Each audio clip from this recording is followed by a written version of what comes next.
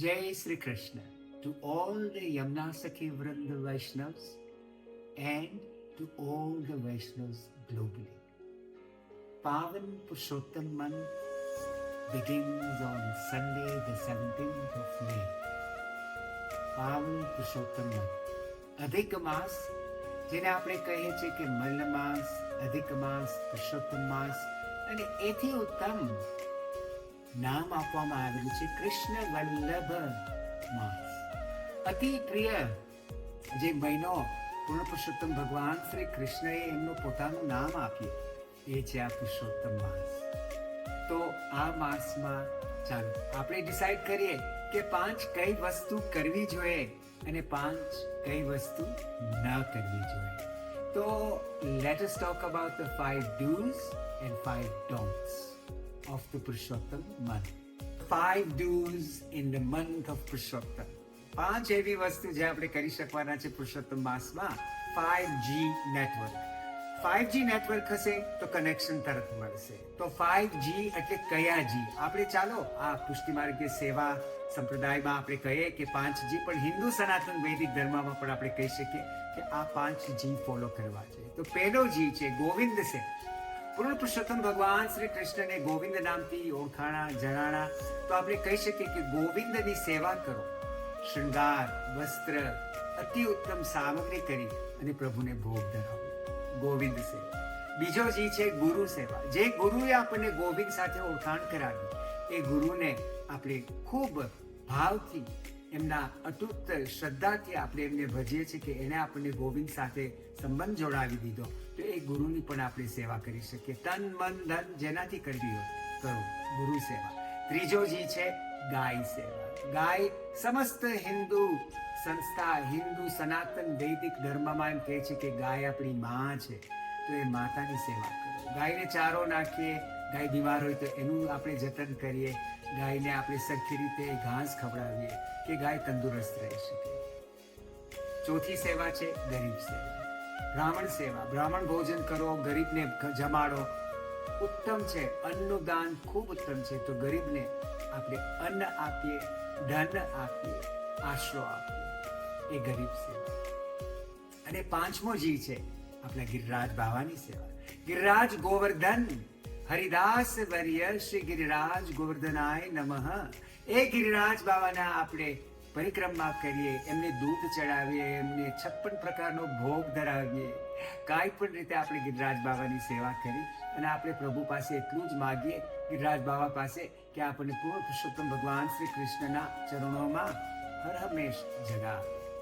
આગળ તો ઘણી વસ્તુ છે આપણે કરી શકીએ છીએ. શ્રીમદ ભાગવતમનો 1 અધ્યાય વાંચી શકીએ, ભગવદ્ ગીતાનો 15મો અધ્યાય જે કહે છે પુરુષોત્તમ યોગ એ વાંચીએ, નામ સ્મરણ કરીએ, ભક્તિ કરીએ, પ્રભુની સેવા કરીએ, દાન કરીએ, ઘણું બધું કરી શકીએ છીએ. પણ આ 5G નેટવર્ક ફોલો કરો. પુષ્ટિ માર્ગ સંપ્રદાયમાં એમ કહે છે કે યમુનાષ્ટકમાં યમુના આપણે ઠાકોરજી તરફ ખેંચી જાય છે. મહાપ્રભુજીના 108 નામ શ્રી સર્વોત્તમ સ્તોત્ર, એ સર્વોત્તમ સ્તોત્રના પાઠ આપણે કરી શકીએ છીએ. પુરુષોત્તમ યોગ જે આપણે હમણાં કીધું કે ભગવદ્ ગીતાનો 15મો અધ્યાય આપણે કરીએ. તો આ ઘણી વસ્તુ છે કે જેથી આપણે પ્રભુ સાથે કનેક્ટ કરી શકીએ.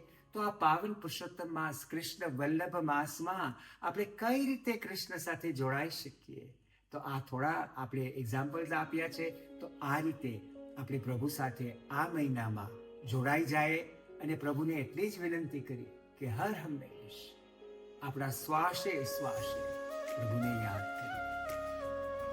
Now, we talked about the 5 do's, now the 5 don'ts. If you really want to connect with Krishna, these 5 don'ts are also very, very important. Number 1, Vaishnav અપરાધ.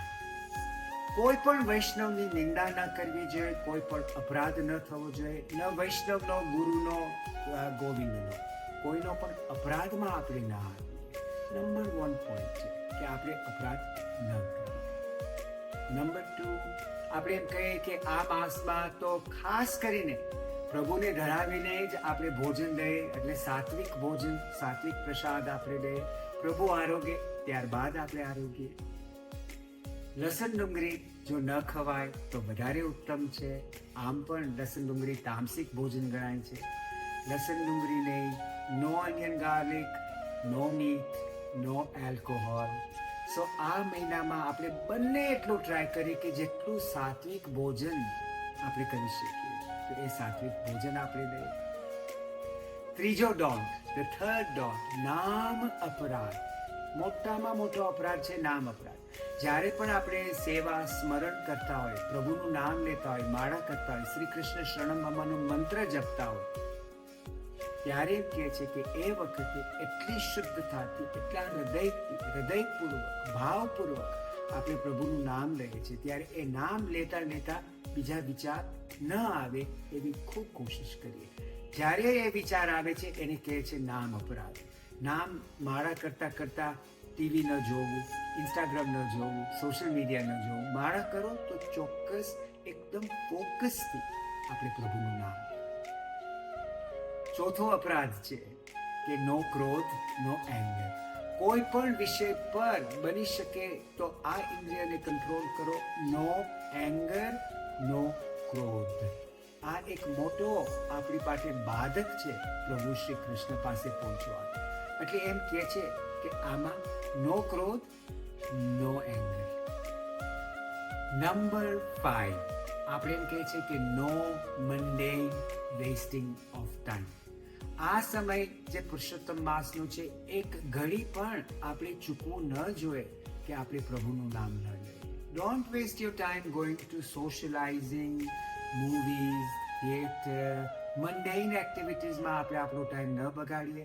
અને ખાસ કરીને સત્સંગમાં જોડાઈએ, ઠાકોરજીના દર્શન કરવા જાય, વૈષ્ણવો સાથે ભગવત ચર્ચા કરીએ, 252-84 વૈષ્ણવની વાર્તા સાંભળીએ. Very very important. Do not waste your time in mundane activity. તો આ પાવન પુરુષોત્તમ માસમાં 5 ડૂઝ અને 5 ડોન્ટ્સ ભાવથી, હૃદયથી, ખૂબ આશ્રયથી, ખૂબ શ્રદ્ધાથી જો આ વચનો આપણે કરશું તો પૂર્ણ પુરુષોત્તમ ભગવાન શ્રી કૃષ્ણની નિકટ આપણે જઈ શકવાના છે. પૂર્ણ પુરુષોત્તમ ભગવાન એમ કહે છે કે એકવાર કરો, આ મંથમાં 1000 વાર હું તમારી પાસે આવીશ. તો આપણે એટલું કહી શકીએ કે આ માસમાં આપણે પ્રભુના જેટલા ગુણગાન કરીએ એટલે આપણે પ્રભુ પાસે જઈ શકીએ. અને એટલેથી જ આ વાણીને વિરામ આપું છું કે આ પુરુષોત્તમ માસના આપ સર્વ વૈષ્ણવને હાર્દિક પૂર્વક જય શ્રી કૃષ્ણ.